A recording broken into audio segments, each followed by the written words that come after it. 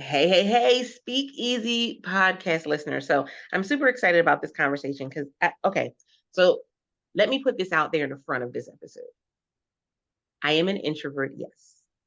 That may mean different things to different people.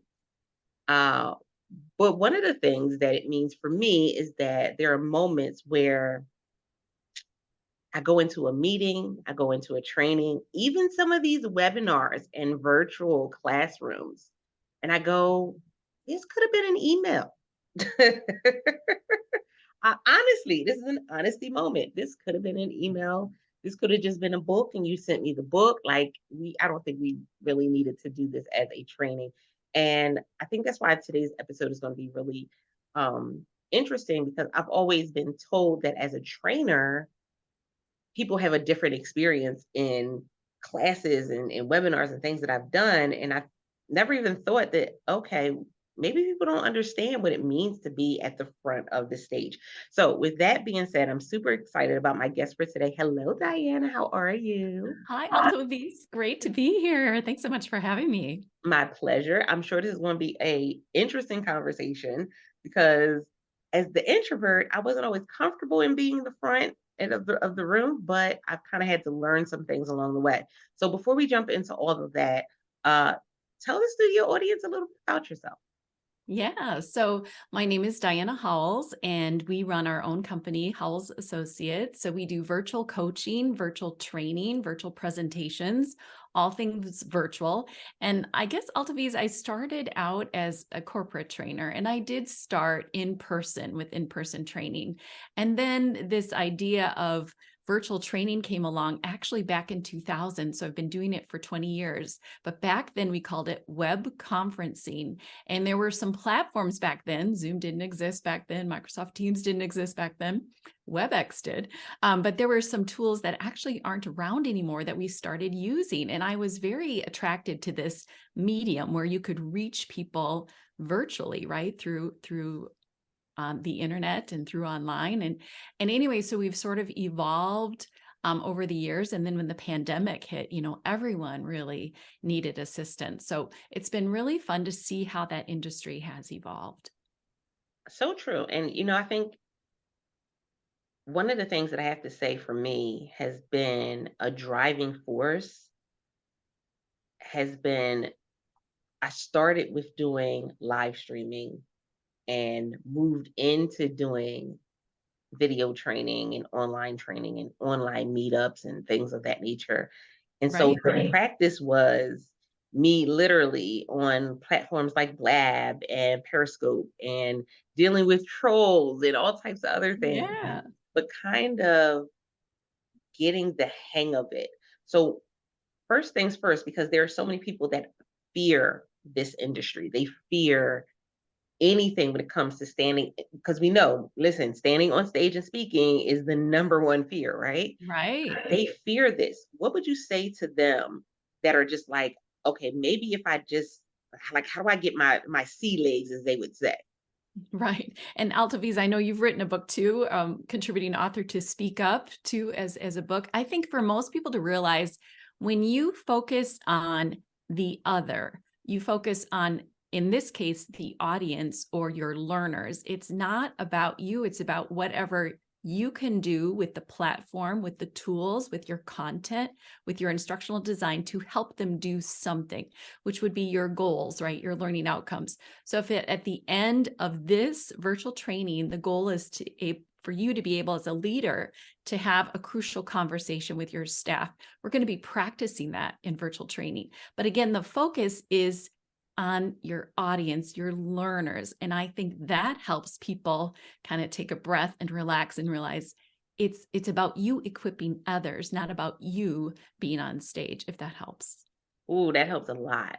Yeah. The Yeah. whole idea of people attend, people show up because they want to know what's in it for me. Right. And Yeah. if you're the one on the stage, then you're presenting whatever it is, you're answering whatever question they had, you're being the solution to whatever problem they may be facing at that moment.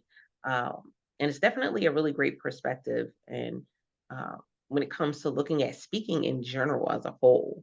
Now, Mhm. there are some differences when it comes to virtual versus being in the room. I want your personal experience. Which has been best for you? Speaking virtually or doing trainings virtually or doing things in the room with people?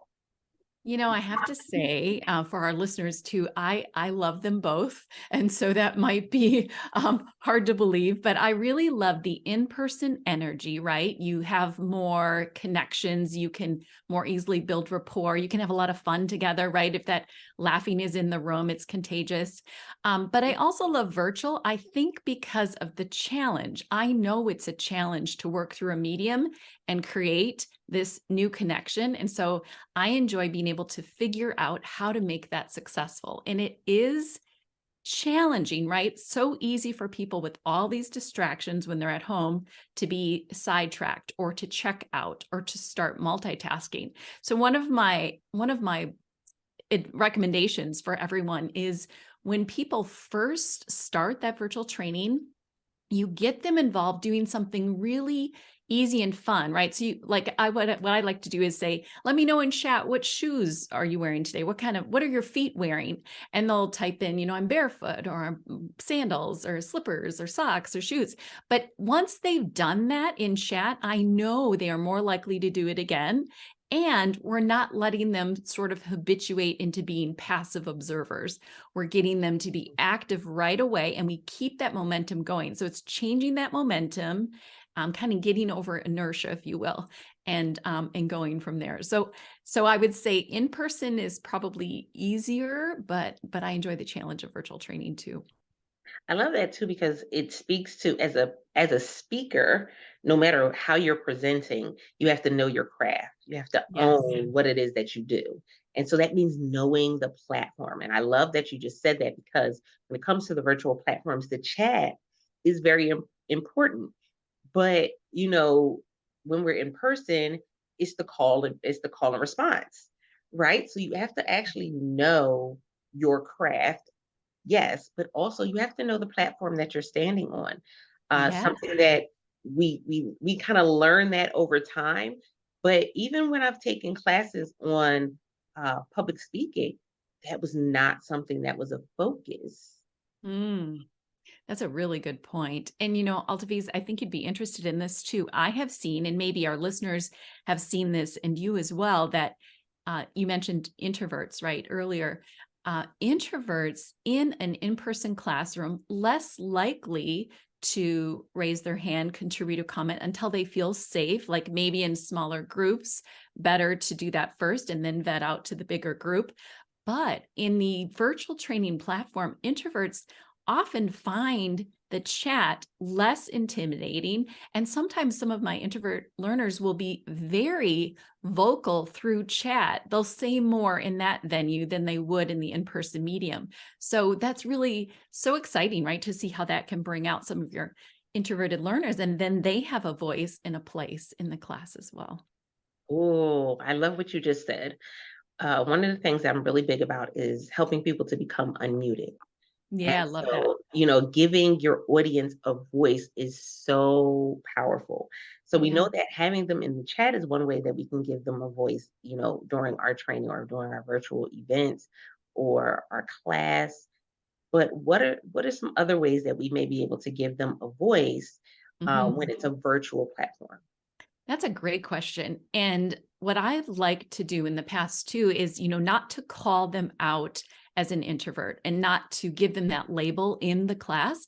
But when I put people into small groups, sometimes introverts, right, prefer to work alone. They prefer to work independently on projects. So I will just say, for those of you who prefer to work independently and position it like that, let me know and I will put you in your own breakout room, right? Because some people feel really uncomfortable in that small group setting, even more uncomfortable in the large group setting. So it just gives them a venue, right? If they want to work independently. And then others might prefer to work in a small group first, where they can sort of run their ideas past others, and others might give them affirmations like, oh, that's a really interesting point. Then when we come back to the group at large, they've already vetted their comment, feel a little bit more confident about it, and maybe are more likely to report it out and share as a group. So there's like baby steps that you take. You're very aware of who's talking, who isn't, and prompt them in a way that they know that it's safe to share and that they'll be encouraged to do so and rewarded. Now, another big one that people kind of dance around, they don't always talk about it, but it's something that really kind of causes anxiety for some speakers, is people not having their cameras on. And it's so funny because, as the introvert, I am usually that person that does not have my camera on. Um, and so, how, as the speaker, do you handle when you have a training that you're doing virtually and everybody doesn't have their camera on? Yeah, that's a wonderful question. And I think, first of all, for those of you who do feel uncomfortable with your cameras on, that is so normal. It's extremely common and no worries. So, what I like to do, Altavis, is you do have a bigger visual footprint when you can show up on camera. So, if I'm doing a virtual training program and I really want people, especially for the introductions, better for us to see you and hear you, especially on the first class, right? Or when you're doing those intros. So I let people know well before class day, be camera ready. Please be camera ready. Usually what people will do, they're tidy their space behind them a little bit more, maybe do a little bit more grooming than they normally would on themselves, but they have time to plan, right? And if that's an issue, let me know.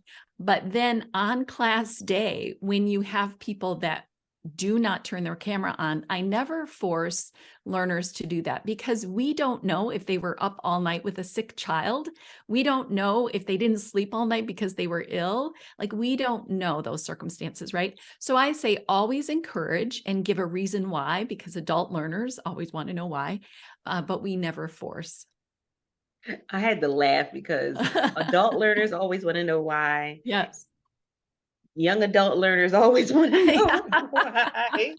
No matter what our age, right? Is that where And you're I think going? that's across the board. We All always want to know learners why. they just answer the question why. Yeah, Just right. Yeah. I love that though.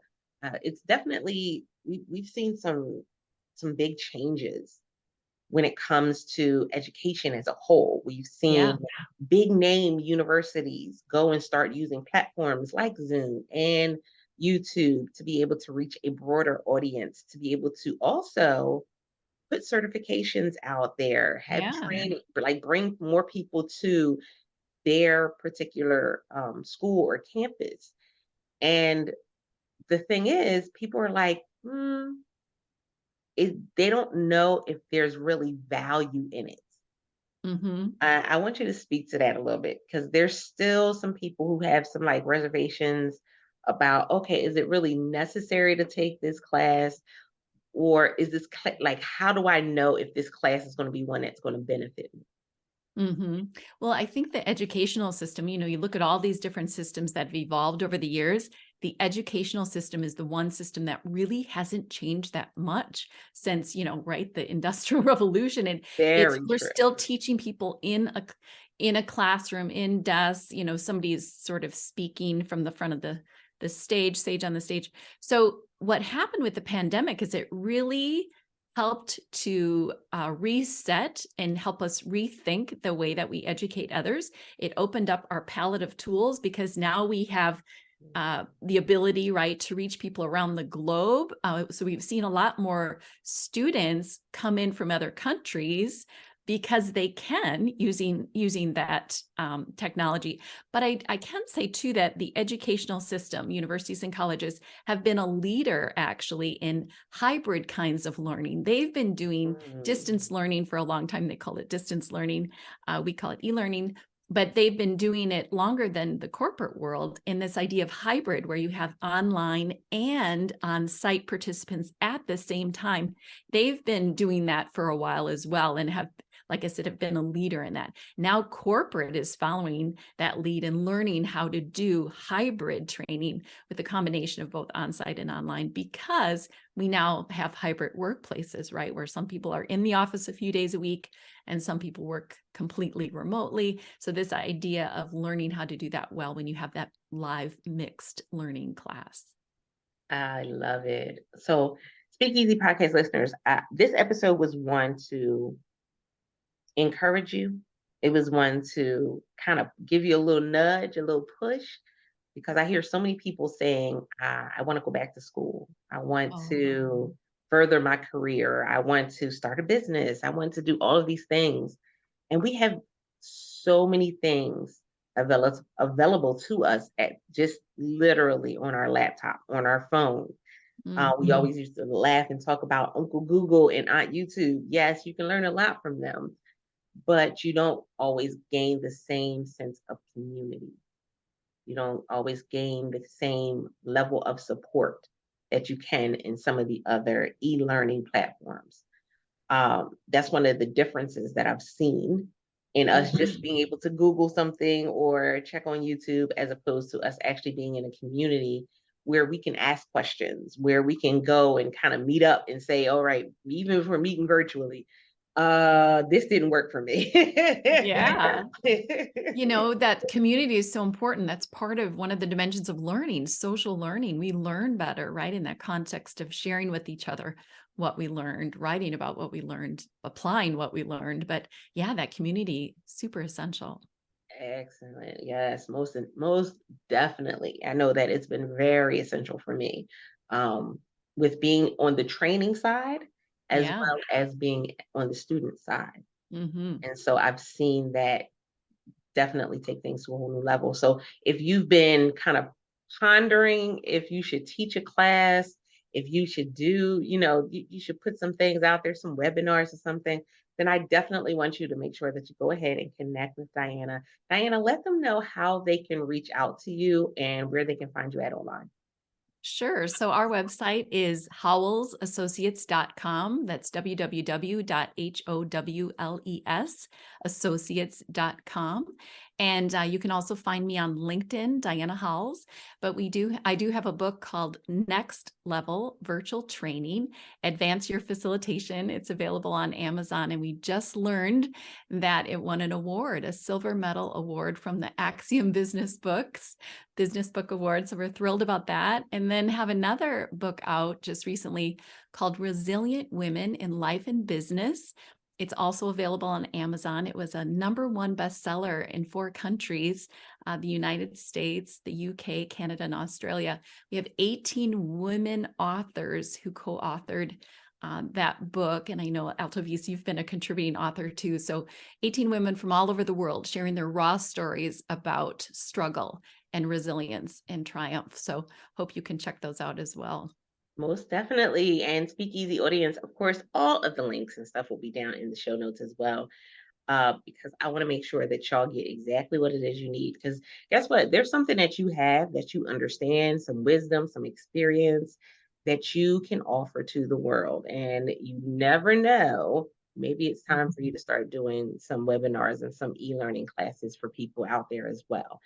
So, with that being said, I appreciate you guys. Let me know how this episode resonated with you by leaving a review on your favorite podcasting platform, and stay connected with me at Altavis Unmuted on Instagram. With that being said, thanks, guys. You have a great day. Don't forget to press it out. See ya.